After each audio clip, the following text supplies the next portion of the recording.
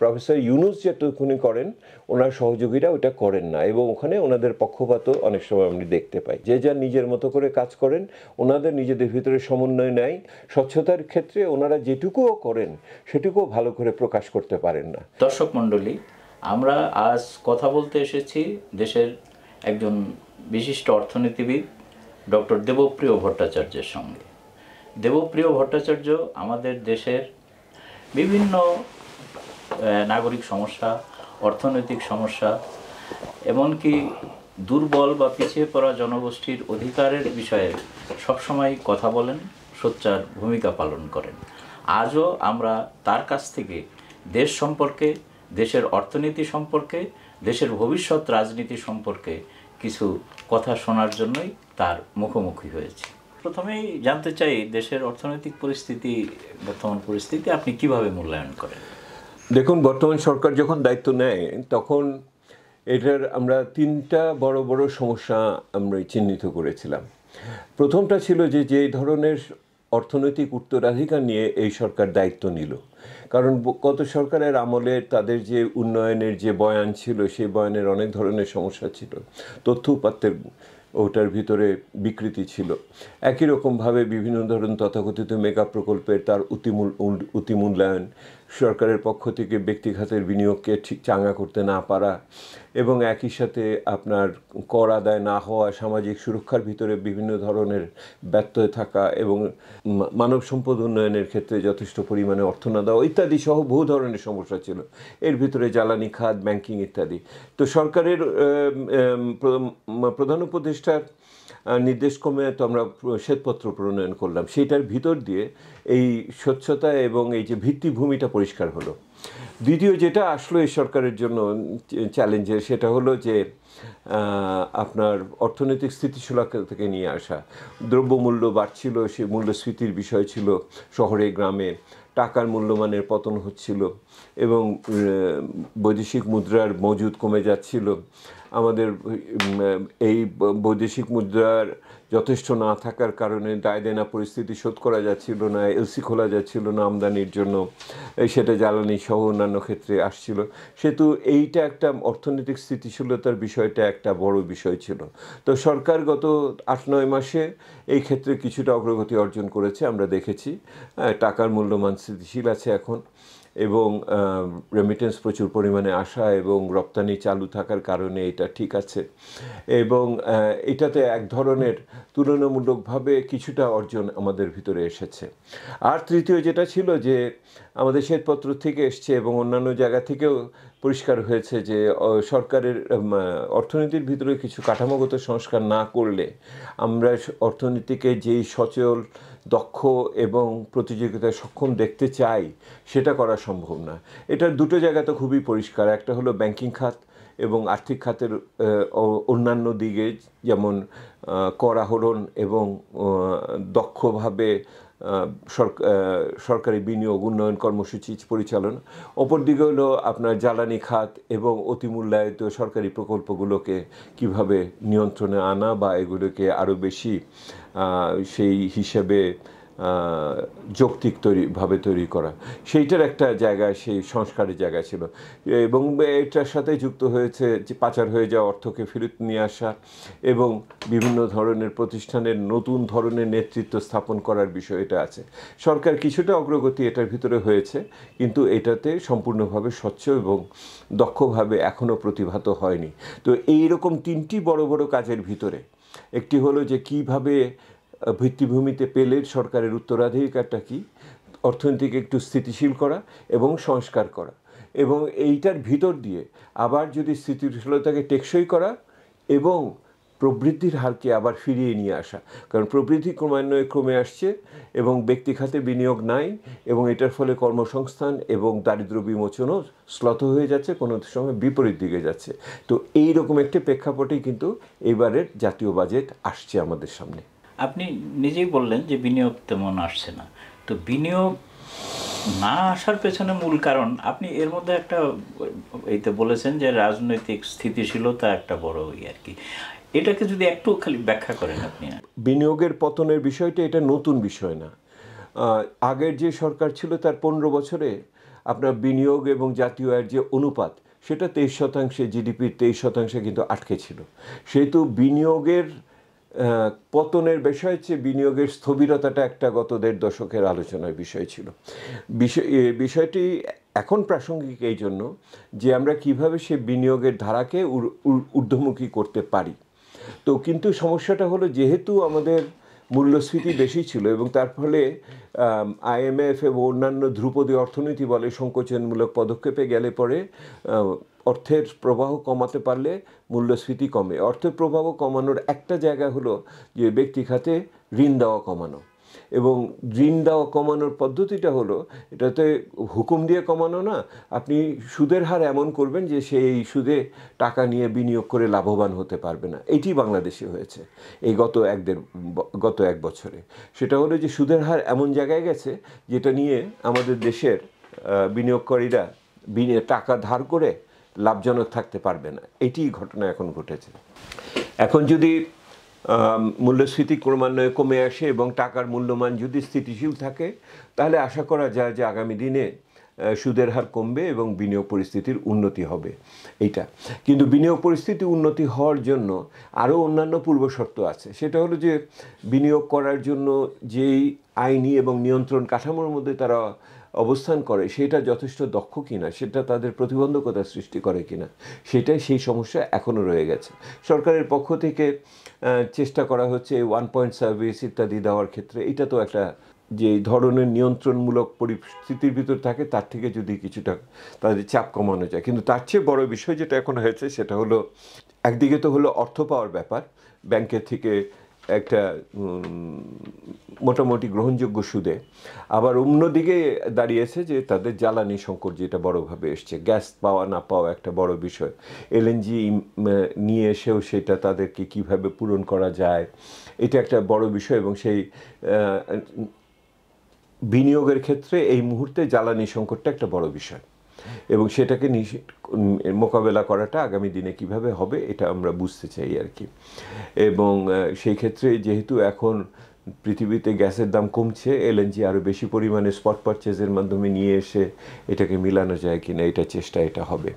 আরেকটা যে জায়গা আছে সেটা হলো যে শ্রমিক অসন্তোষের বিষয়, এবং সেহেতু শ্রমিকদের মজুরির বিষয় এবং শ্রম সম্পর্ক এখন একটা বড় বিষয়, বিশেষ করে তাদের সংগঠিত হওয়ার অধিকার, ট্রেড ইউনিয়ন করার অধিকার, এবং মজুরির বাইরে যে সমস্ত তাদের ন্যায্য পাওনাগুলো আছে, যে সামাজিক সুরক্ষার কথা আমরা বলি, সেগুলিকে পাওয়া ইত্যাদি একটা আধুনিক শিল্প সম্পর্কের ব্যাপার। এই আধুনিক শিল্প সম্পর্ক শুধু দেশের জন্য না, আমাদের বিদেশের মাটিতে আমাদের পণ্য রপ্তানি করতে হলে পরে এই সম্পর্কগুলোকে একটা মানবিক এবং সুস্থ অবস্থায় নিতে হবে। সেই জায়গাটাতেও একটা বড় ধরনের সমস্যা আছে।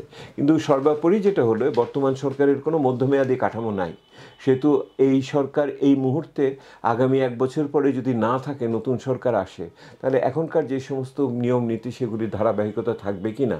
সেই জন্য ব্যক্তিখাতের উদ্যোক্তারা এই মধ্যমেয়াদী চিন্তাভাবনাগুলোর সম্বন্ধে এখনও পরিচ্ছন্ন কোনো দৃষ্টিভঙ্গি নাই। এইটাও এক ধরনের অসুবিধার সৃষ্টি করছে। সেই জন্য রাজনৈতিক অনিশ্চয়তা, এটা আপনি বিভিন্ন ধরনের পথ নকশার কথা বলা হয়, বিচারের জন্য পথনকশা, সংস্কারের পথনকশা এবং নির্বাচনী পথনকশা। এই 3 পথনকশা পরিষ্কার না হলে আমার অর্থনৈতিক পথনকশাটাও কিন্তু এটার কারণে পরিষ্কার হচ্ছে না, পরিচ্ছন্ন হচ্ছে না।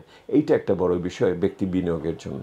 একটা জিনিস মানে এখন খুবই বলা হচ্ছে সংস্কারের কথা, যেটা আপনিও বললেন। তো সংস্কার, ধরেন যে সংস্কার কমিশন কয়েকটা হয়েছে, ঐক্যমত্য কমিশনও একটা হয়েছে ঐক্যমত্য করার ক্ষেত্রে।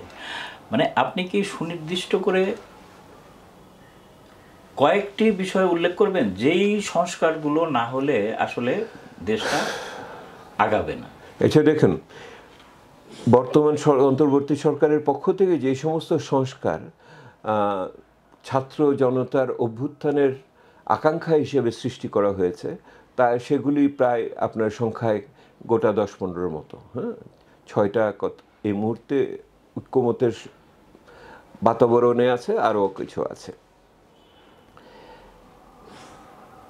ব্যক্তিগতভাবে আমি যেটা মনে করি আমার পেশার দিক থেকে, সেটা হলো যে অর্থনৈতিক পরিস্থিতির যদি কোনো গুণগত পরিবর্তন আনতে হয়, তাহলে আমাদের জন্য যেই সমস্ত সংস্কারের বিষয় তার জন্য কিন্তু সরকার কোনো কমিটি গঠন করে নাই। এই পর্যন্ত যেটা হয়েছে, শ্বেতপত্র কমিটিতে আমরা অতীতের ব্যবচ্ছেদ করেছি, আর টাস্কফোর্স করা হয়েছিল একটা। সেই টাস্কফোর্স কিছু কিছু সাম্প্রতিক পদক্ষেপগুলো সম্বন্ধে ইঙ্গিত দিয়েছে। আর এছাড়া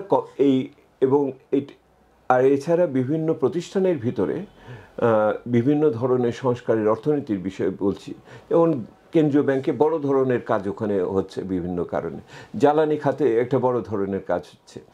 তো এর পরিপূরক হিসেবে, অর্থনৈতিক কাজের পরিপূরক হিসেবে কিছু প্রাতিষ্ঠানিক পরিবর্তনের বিষয় আছে, যেমন দুর্নীতি দমন কমিশন কি স্থানীয় সরকারের বিষয়টি।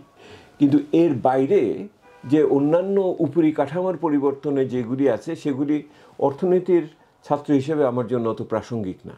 কারণ আমি এইভাবে দেখি যে অর্থনৈতিক ভিতটাকে ঠিক রাখার জন্য যেই ধরনের প্রাতিষ্ঠানিক এবং নিয়ন্ত্রণমূলক ব্যবস্থা, সেইটা ঠিক হলো কিনা, সেই জায়গাতে আমি বড় ধরনের পরিবর্তন প্রত্যাশা করি। যেমন আমি উদাহরণ হিসেবে বলি, এইবারের জাতীয় বাজেট আর কয়দিন পরে এখানে আসবে। এই জাতীয় বাজেটকে কেন্দ্র করে কী ধরনের সংস্কার প্রত্যাশা করেছিলাম? ধরুন, একটা হলো কর ব্যবস্থাপনা। কর হলো আপনার আমাদের দেশে হলো পরোক্ষ করের উপর নির্ভরশীল। তাহলে এবং প্রত্যক্ষ করে যারা কর দেয় তাদের উপরে আরও করের বোঝা চাপানো হয়। তাহলে আমরা প্রত্যাশা করেছিলাম যে এইবার প্রত্যক্ষ করকে বিস্তৃত করার জন্য যাদের দেওয়ার ক্ষমতা আছে কিন্তু দেয় না এবং অনেক ক্ষেত্রে টাকা বিদেশে নিয়ে যায়, তাদেরকে কিভাবে চিহ্নিত করা হবে এবং সংখ্যায় কত হবে, কোনো একটা লক্ষ্যমাত্রা দেওয়া হবে কিনা, এখনও দেখি নাই। অথবা আপনি ধরেন আমার যে সমস্ত রাজস্ব ব্যয় আছে, সেই রাজস্ব ব্যয় কাঠামোর ভিতরে আমার আয় ভাতা এবং বেতন, আমার ওখানে ভর্তুকি এবং আমার সুদ, এই তিনটি খাতে দিতে গেলেই আমার 99% খরচ হয়ে যায়। অর্থাৎ ওখান থেকে কোনো উদ্বৃত্ত আমার উন্নয়ন ব্যয়ের জন্য আসে না। তো আমার প্রত্যাশা ছিল যে এবার আমাদের বলবে যে রাজস্ব ব্যয় এমনভাবে দাঁড় করাচ্ছি যাতে করে উন্নয়ন ব্যয়ের জন্য আমি পুরোটাই ধারকর্য করতে হয় না, কিছু উদ্বৃত্ত ওখানে দিতে পারি। অথবা ধরেন আপনি যে ব্যয়টা আমি করছি, যে এত সমালোচনা করলাম মেগা প্রকল্প ইত্যাদি নিয়ে, তাহলে এইবার গত সরকারের বিভিন্ন প্রকল্পকে কিভাবে আমি ঝেড়ে মুছে ঠিক করলাম, ফেলে দিলাম কি রাখলাম, অথবা নতুন প্রকল্প কী মাপকাঠিতে নিচ্ছি, এই স্বচ্ছতা এবং তার ফলাফল সম্বন্ধে নতুন পদক্ষেপ দেখিনি। একই রকমভাবে দেখেন যে ঘাটতি বাজেট হয়, তো ঘাটতি বাজেট বলি আমি বিদেশের টাকা দিয়ে করব, শেষ পর্যায়ে আমি ধার করি ব্যাংকের থেকে অথবা সঞ্চয়পত্র বিক্রি করে।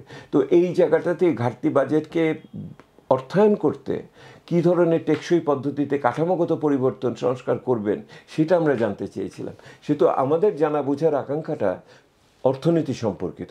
এই যে আপনার লোকসানি সরকারি প্রতিষ্ঠানগুলো আছে, এইদের আপনি কিভাবে পরিবর্তন আনবেন, এদের দীর্ঘমেয়াদে এই যে চিনি কল, সুতাকল, পাটকল, এদের কি হবে, আমাদের জানার আগ্রহ ছিল, কি সংস্কার হবে।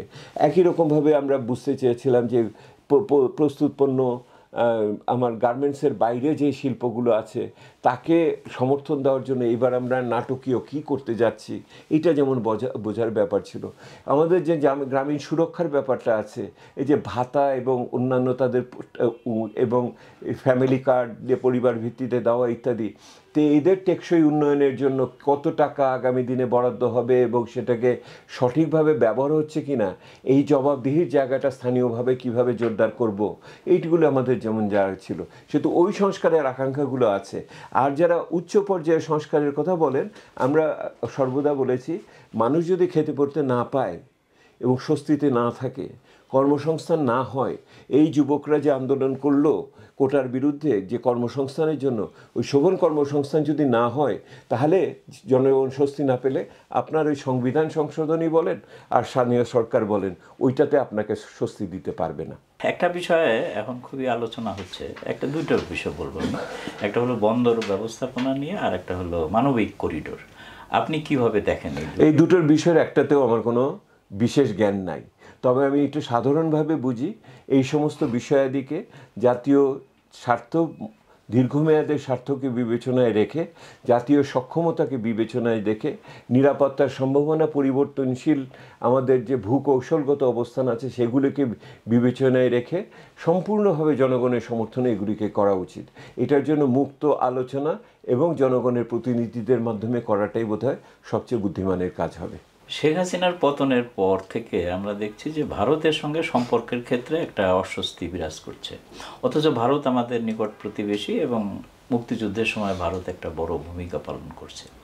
এখন এই যে দুই দেশের এই অস্বস্তি, এটা দূর করার জন্য আপনার বিশেষ কোনো পরামর্শ আছে কিনা? এটা তো খুব পরিষ্কার যে গত 15 বছরে যেই সরকারটি ছিল তার পিছনে ভারতবর্ষের অকুণ্ঠ সমর্থন ছিল, এবং তাদের ওই সমর্থন যদি না থাকতো তাহলে ওনারা যে সমস্ত দুরাচার করেছেন সেই দুরাচারগুলো বোধহয় এই মাত্রায় হওয়ার সুযোগ কম ছিল।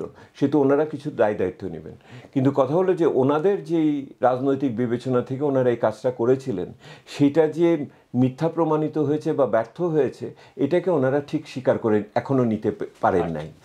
এবং আমাদের দিক থেকে সেই জন্য লক্ষ্য করে দেখেন, এই সরকার আসার থেকে প্রথম থেকে কিন্তু ভারতের সাথে সম্পর্ককে সঠিক এবং সুস্থ রাখার জন্য চেষ্টা হয়েছে। আমি নিজে সাক্ষী, যখন অক্টোবর মাসে আমরা নিউ ইয়র্কে গেছি, মাননীয় প্রধান উপদেষ্টা যখন জাতিসংঘে গেছেন, তখন জয়শঙ্করের সাথে সভা হয়েছে, আমি সেই সভা দেখেছি, এবং সেই সভাতে আমাদের আগ্রহ হয়েছিল যাতে দ্বিপাক্ষিক সম্পর্কটাকে জায়গা মতো ফিরে আসে। এইটার অংশ হিসেবে, সিদ্ধান্ত হিসেবে ভারতের বৈদেশিক মন্ত্রকের সেক্রেটারি বিজয় মিশ্র উনি এসেছিলেন ঢাকাতে। এটাও একটা অগ্রগতি ছিল, এবং আমরা খুব চেয়েছি সে সময় একটি সর্বোচ্চ পর্যায়ে একটা সাক্ষাৎ করার জন্য, এবং এটা বাংলাদেশের আগ্রহেই কিন্তু এই বিমস্টেকের পাশে ব্যাংককে আমাদের প্রধান উপদেষ্টা এবং ভারতের প্রধানমন্ত্রী মহোদয়ের সাক্ষাৎটা সেরকম হয়েছিল। এই ঘটনাগুলোকে আমি ইতিবাচকভাবে দেখি আমাদের দুই দেশের সম্পর্ককে নতুন করে গড়ে তোলার ক্ষেত্রে। কিন্তু তারপরে যে প্রত্যাশাটা, যে এরপরে যেটা হলো, সেই পরের থেকে যে এই ধরনের অর্থনৈতিক ধাক্কাধাক্কি শুরু হলো, এইটা আমার অন্তত এটা আমার চিন্তার ভিতরে ছিল না। কিভাবে শুরু হলো? আমরা সুতা আনা বন্ধ করে দিলাম স্থলপথে, ওনারা ট্রান্সশিপমেন্ট বন্ধ করে দিলেন আমাদের তৃতীয় দেশে যাওয়ার। তারপরে এখন আমাদের একই রকমভাবে ওই স্থলবন্দর দিয়ে ওনারা বন্ধ হলো। আমরা এখন ওই কিছুদিন আগে ওই জাহাজ বানানো কন্ট্রাক্ট বন্ধ করে দিলাম। এটা একটা রেশারেশির পর্যায়ে এই জিনিসটার, এইটা দুই দেশের কারোর জন্যই উপকারী না। বাংলাদেশকেও ভারত আর সমুদ্রে ফেলে দিতে পারবে না, আমরাও ভারতবর্ষকে হিমালয়ে পাঠিয়ে দিতে পারবো না। সেহেতু এইটা একটা সুস্থ রাজনৈতিক বিষয়ের উপরে গড়ে তোলার ব্যাপার। কিন্তু প্রতিবেশীরা যদি মনে করে থাকেন এই সরকারের সাথে আর কোনো সম্পর্ক করব না, তাহলে সেটাও খুবই বিবেচনাপ্রসূত হচ্ছে কিনা এটা আমরা বুঝতে পারি না।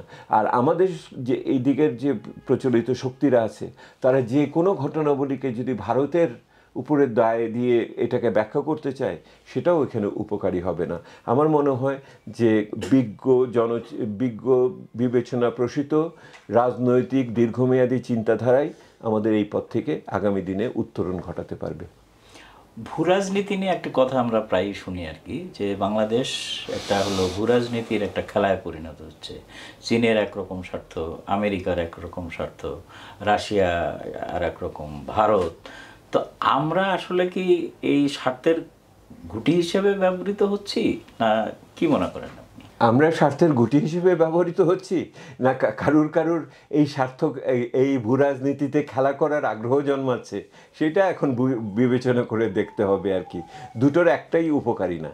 ওখানে ঘুটি হওয়াটাও আমাদের ভিকটিম হওয়ার কোনো কারণ নাই, আবার ওইটাতে আবার প্লেয়ার হওয়ার জন্য আগ্রহ দেখানোরও উচ্চাশা করার দরকার নেই। বাস্তব জ্ঞানোচিতভাবে দীর্ঘমেয়াদে বাংলাদেশের সার্বভৌমত্ব, নিরাপত্তা এবং উন্নয়নের সম্ভাবনাকে বিবেচনায় রেখে একটি ভালো চিন্তার ভিত্তিতে এটা করা উচিত, এবং এটাকে চটজলদি 1 সপ্তাহ 6 মাসের বিষয় না, এটা দীর্ঘমেয়াদে চিন্তা করে দেখা উচিত। এবং এটা নিয়ে আমাদের বাংলাদেশের যে কোনো উন্নয়নশীল দেশে, উন্নত দেশে যেটা হয়, এখানে দ্বিদলীয় ঐক্যমত্যের বিষয়টি খুবই গুরুত্বপূর্ণ।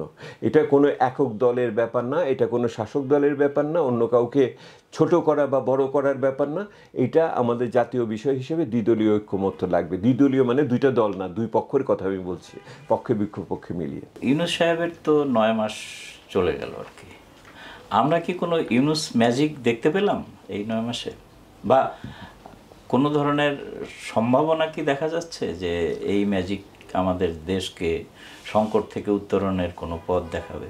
উনি ম্যাজিক দেখাবেন কিনা জানি না, কিন্তু ওনাকে ম্যাজিশিয়ান মনে করেই তো জাতি তাকে নিয়ে এসেছে, তাই না? তো ওনাকে ম্যাজিশিয়ান মনে করেই নিয়ে এসেছে। ছোট ম্যাজিক থাকে, বড় ম্যাজিক থাকে, কোনো কোনো ক্ষেত্রে অনেক সময় দর্শকরা ম্যাজিক ধরেও ফেলতে পারে। তো সেই রকম সব কিছুই এখন হচ্ছে আর কি। সেই অর্থে অর্থনীতি তো এক অর্থে একটা খাদের থেকে বের হয়ে এসেছে। আপনার বড় ধরনের আপনার কি বলবেন এটা, মানে সিভিল আনরেস্টের ভিতর থেকে বের হয়েছে, এবং আমাদের বৈদেশিক সম্পর্কগুলোকে আমরা যুক্ত করতে পেরেছি এই সময়কালে। সেহেতু এই 9 মাসে প্রফেসর মোহাম্মদ ইউনূসের নেতৃত্বে বা ওনার নেতৃত্ব না ব্যক্তিত্ব দুটোই এখানে আছে, একটা পরিস্থিতির সৃষ্টিতে একটা নতুন উচ্চরেখায় আমরা গেছি। কিন্তু এইটা তো একটা বিবর্তনশীল, একটা উত্তরণকালীন সময়। এটার ভিতরে যে কোনো দেশের আমি বলি যে উত্তর পর্ব আছে, পূর্ব পর্ব আছে, সামনেও হবে পিছনেও হবে, কিন্তু এই উত্তর পর্ব আর পূর্ব পর্বের ভিতরে একটা কাল পর্ব থাকে। কাল পর্বের ভিতরে ধ্বংসও থাকে, সৃষ্টিও থাকে, এবং এটা একটা উত্তরণকালীন সময়। এইটার ভিতরে আমাদের ভিতরে জমে থাকা সমস্ত ক্লেদ, আমাদের ঘৃণা এবং সেই অর্থে ব্যর্থতা এবং আমার যে হতাশা, সেগুলি বের হয়ে আসে। সবচেয়ে আমার কলুষ মনের প্রকাশ হয় এটা আমাদের নারীদের প্রতি, দুর্বল জনগোষ্ঠীর প্রতি, আমাদের যে সমস্ত আদিবাসী জনগণ আছে তাদের প্রতি। এইটা তো আমরা এই মুহূর্তে মানে সংখ্যালঘু বিভিন্ন ধরনের পিছিয়ে থাকা মানুষ, দুর্বল জনগোষ্ঠী, বিপন্ন জনগোষ্ঠীর উপরে এই অত্যাচারের ভিতর দিয়ে আমরা অনেক সময় এটাকে নিজেদের চরিতার্থ করার চেষ্টা করি। আবার তাদেরকে রক্ষা করার ক্ষেত্রেও ইতিবাচক মনোভাবের শুভবুদ্ধি সম্পন্ন মানুষরাও সঙ্গবদ্ধভাবে দাঁড়ায়। এইরকম একটা সময়ের ভিতরে আছি, যেখানে আমাদের সবচেয়ে কলুষ জিনিসটা অন্তরের, সেটা যেমন প্রকাশ পাচ্ছে, ঠিক একই রকমভাবে শুভবুদ্ধি সম্পন্ন মানুষগুলোর রাজনীতির ঊর্ধ্বে উঠে অখণ্ড মানবতার ভিত্তিতে এটার প্রতিরোধ গড়ে তোলারও চেষ্টা করছে, দুর্বলভাবে হলেও প্রকাশ্য হচ্ছে। এইটার ভিতর দিয়ে দেশ এবং এগিয়ে চলছে। এই যে কালপর্ব চলছে, এই কালপর্বের ভিতরে যে মানুষ বা ব্যক্তি গোষ্ঠীর যে সবচেয়ে কলুষ দিকটা যে বের হয়ে আসে, তার একটা তো হলো এই যে সংঘবদ্ধভাবে মানুষের উপর অত্যাচার করার একটা চেষ্টা, এবং এই যে সংঘবদ্ধভাবে, যেটাকে আপনারা মব ভায়োলেন্স বলেন, এখন তো মব জাস্টিসও বলা হয়, মবকে কিভাবে বিচার হয় এটা আমি বুঝে পাই না। তো এইটা যে করা হচ্ছে আপনারা দেখবেন, সেটাতে সবচেয়ে বিপন্ন মানুষগুলোর উপরে এটা আক্রমণ হয়। এবং সেই জন্যই বর্তমান সরকারের দেখুন মনোযোগের জায়গাটা শুরু হয়েছিল সংস্কার নিয়ে, তারপর সেই সংস্কার থেকে সরে আমরা নির্বাচনের দিকে অনেক বেশি ঝুঁকে পড়লাম। আবার এখন নির্বাচনের চেয়ে আমরা নাগরিক অধিকার এবং তার উপরে নিরাপত্তা এবং আইন শৃঙ্খলার বিষয়টিতেই মানুষ অনেক বেশি এখন বিব্রত থাকে। এবং এই যে কিছু স্বল্প সংখ্যক মানুষ, কিন্তু তারা সংঘবদ্ধভাবে পুরো সমাজকে বিপন্ন করে দিতে পারে, একটা রাষ্ট্রকে অসহায় করে দিতে পারে। এটা থেকে আমাদের বড় শিক্ষা নেওয়ার জায়গা আছে, যে কিভাবে আমরা নাগরিকরা এটার প্রতিরোধ করব।